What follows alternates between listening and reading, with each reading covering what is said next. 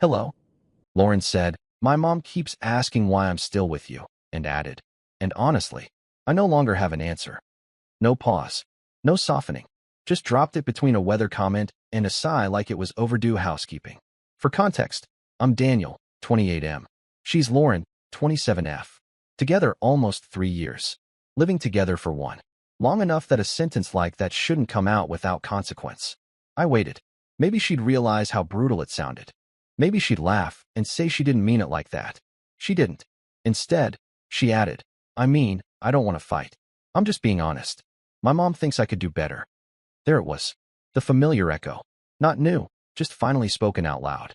Her mom had always been there, hovering in the background of our relationship like a performance review, asking about my job, my plans, my timeline, always framed as concern. Lauren used to defend me. Then she started repeating the questions. Then she stopped defending anything at all. I looked at her and felt something settle. Not anger. Not sadness. Clarity. You're right, I said. She finally looked up, surprised. I am. Yeah, I replied. You don't have an answer. And that tells me everything. Her mouth opened slightly, like she expected more. An argument. A promise. Me listing reasons she should stay. Instead, I stood up. She frowned. What are you doing? Agreeing with you, I said calmly. She laughed once, sharp. Don't be dramatic. I didn't respond. That night, I slept on the edge of the bed, staring at the ceiling, listening to her breathe like nothing had changed. But something had.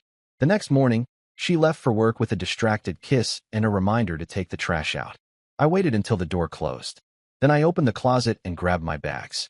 I packed quietly, not because I was sneaking, but because I didn't need the drama. I folded my clothes the way I always had, careful, methodical. Funny how you notice routines only when you're about to abandon them. Her dresser was still half full of things I'd bought her. A scarf from a weekend trip. Shoes she said she needed for work. I left all of it. None of it mattered anymore. What did matter was how calm I felt. No shaking hands. No racing thoughts. Just this steady understanding that the relationship had already ended. I was simply catching up. As I zipped my last bag, I walked through the apartment one more time. The framed photo of us at her cousin's wedding. The plant I kept alive while she forgot to water it. The sticky note on the fridge reminding me to buy groceries. I grabbed a pen. The note wasn't planned. It just came out. Now you and your mom can figure out together why you were single. I placed it neatly on the kitchen counter. Not dramatic. Not hidden. Impossible to miss. Then I left. I didn't block her. I didn't leave town. I went to my brother's place across the city and crashed on his couch. He didn't ask many questions. Just handed me a beer and said, about time. By noon, my phone started buzzing. First call. Missed. Second call. Missed. Then texts.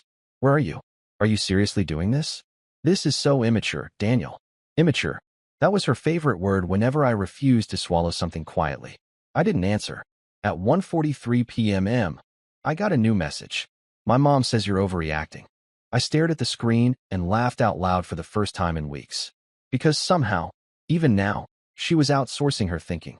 And that told me I'd made the right choice. She came home earlier than usual.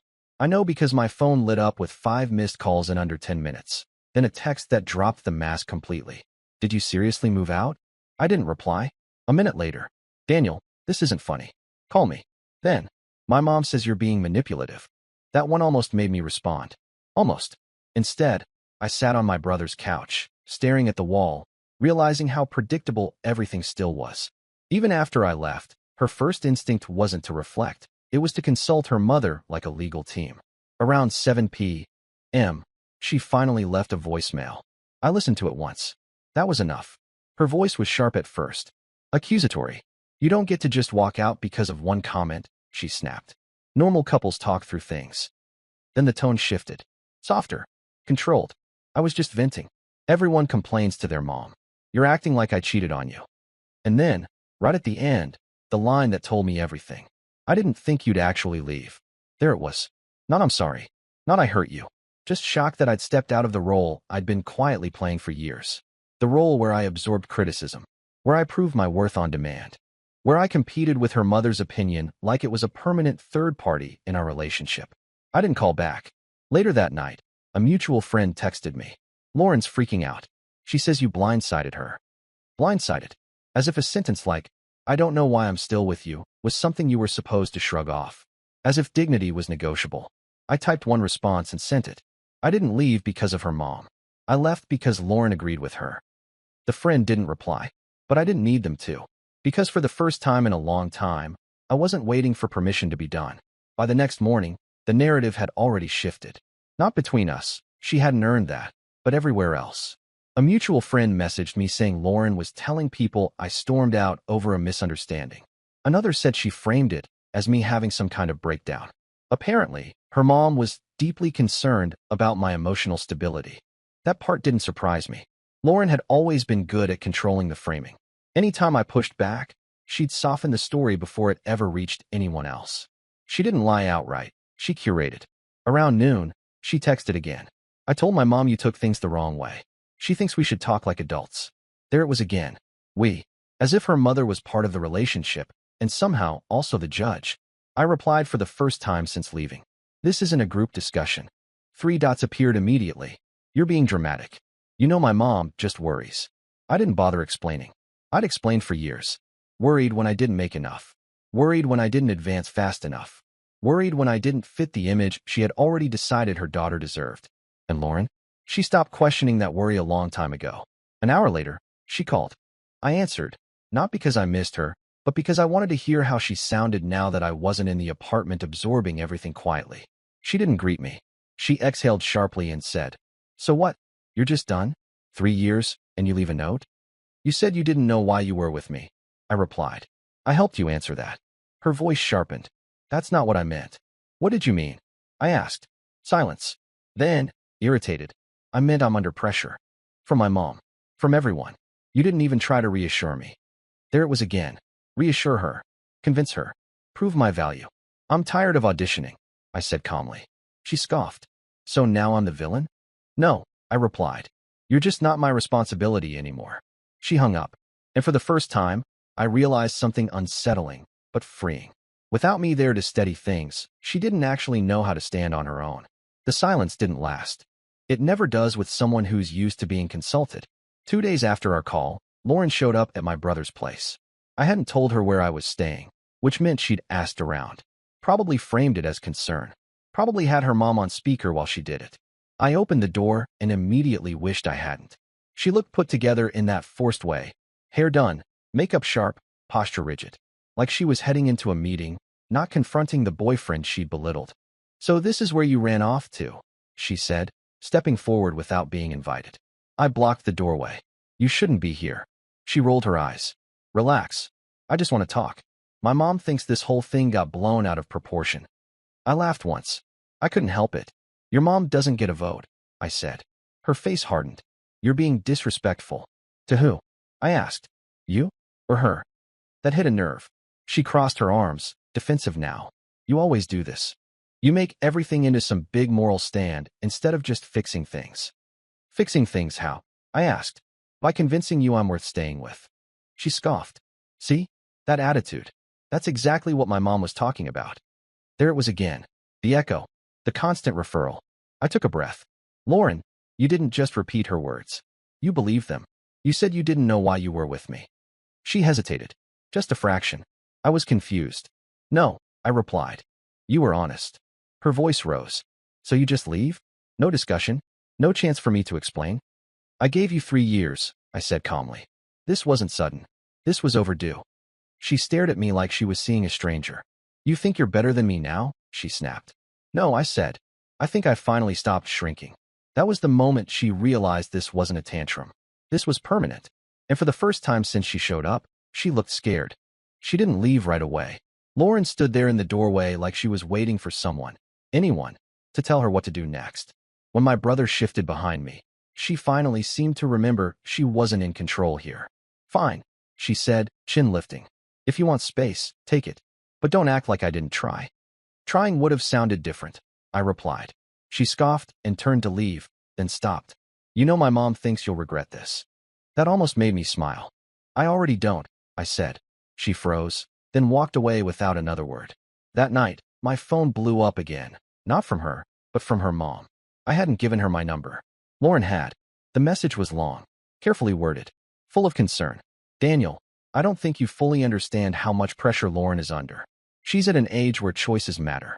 She needs stability, reassurance, a partner who knows his place in her future. Knows his place. I read it twice, then put my phone down.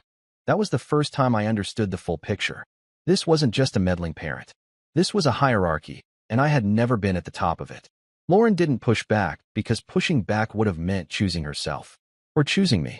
And she'd been taught not to do either without approval. The next morning, I got a text from Lauren. My mom didn't mean it like that. I replied once. She meant it exactly how you meant it. No response. Later that day, a friend told me Lauren had taken time off work. That she was not doing great. That she kept saying she didn't recognize me anymore. That part was true. I didn't recognize myself either. I recognized someone quieter, straighter. Someone who wasn't bracing for the next comment, the next comparison, the next implied disappointment. Someone who had finally stopped explaining himself. And apparently, that scared her more than losing me ever had. Lauren didn't contact me for a few days after that. Instead, she activated the backup system. Mutual friends started reaching out under the guise of concern. One asked if I was okay. Another wondered if I was open to talking things through. The phrasing was always careful, like they'd been briefed. One of them slipped up. She's really struggling, he said. Her mom thinks you blindsided her, but Lauren keeps saying she didn't mean it the way it came out. I thanked him and ended the call. Because here's the thing. When someone says they didn't mean it like that, what they usually mean is they didn't expect consequences. Lauren finally texted me herself that night. I feel like everyone thinks I'm the bad guy. I stared at the message for a long time. I didn't say you were, I replied. I just stopped accepting it. That response must have hit harder than I expected. Her next message came fast. My mom says relationships take compromise. You didn't even give me a chance to explain. There it was again. Always her mom is the authority. The translator. The validator. I typed, deleted, then finally sent. You explained yourself perfectly on the couch. No response. The next day, I heard from my brother that Lauren had shown up at our old apartment with her mom. Not to pack. Not to move on. To inspect. Apparently her mom kept asking, what exactly did he contribute? While Lauren walked from room to room, suddenly realizing how many things were mine. Furniture. Kitchenware. Even the router I paid for. Funny how invisible contribution is, until it's gone. That night, Lauren called again. I answered. Her voice was quieter this time. Defensive energy gone. I didn't think you'd actually choose yourself over us, she said. Us? I asked. She hesitated. You know what I mean. I do, I said. That's why I left. Silence. And in that silence, I could almost hear it clicking for her. That I hadn't walked away from a relationship. I'd walked away from a committee. The call after that came late. Too late to be casual. Too late to be anything but desperation. Lauren didn't sound angry this time. No sarcasm. No superiority. Just raw panic leaking through every word. I don't know what I'm supposed to do now, she said quietly. Everything feels unstable. I leaned back on the couch and closed my eyes. For years, she continued, you were the constant. You handled things. You stayed calm. You didn't make me choose sides. There it was. I wasn't her partner. I was her buffer. Her mom's expectations. Her own doubts. Her fear of making the wrong choice. I absorbed all of it, so she never had to confront it directly. You weren't supposed to leave, she said. You were supposed to reassure me. I didn't raise my voice.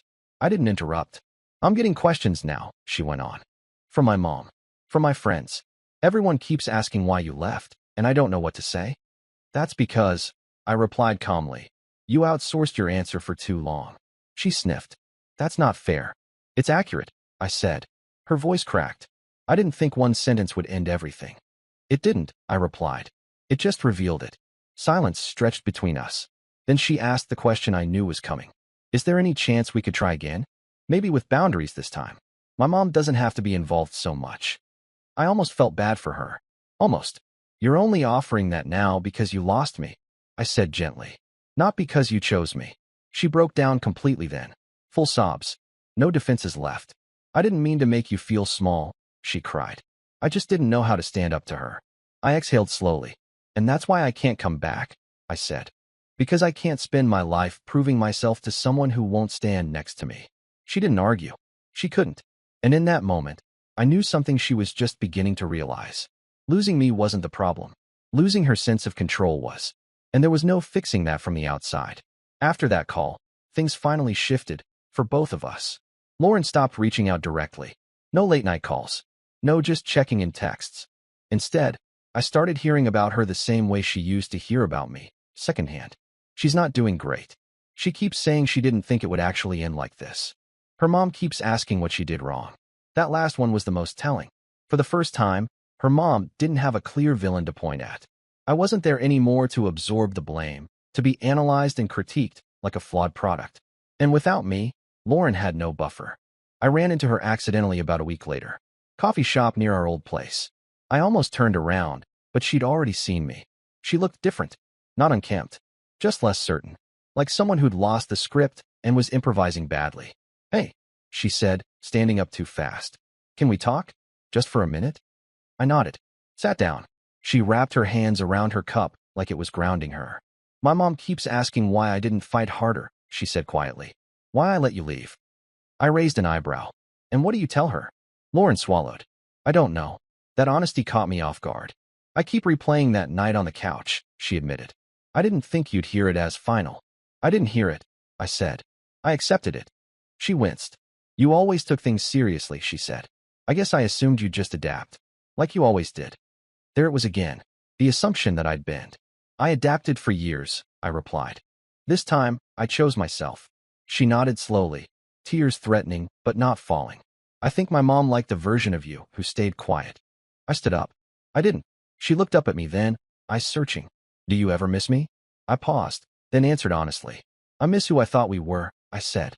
"Not what we became." She didn't follow me when I left. And that's how I knew this was really over. The last conversation didn't happen on the phone.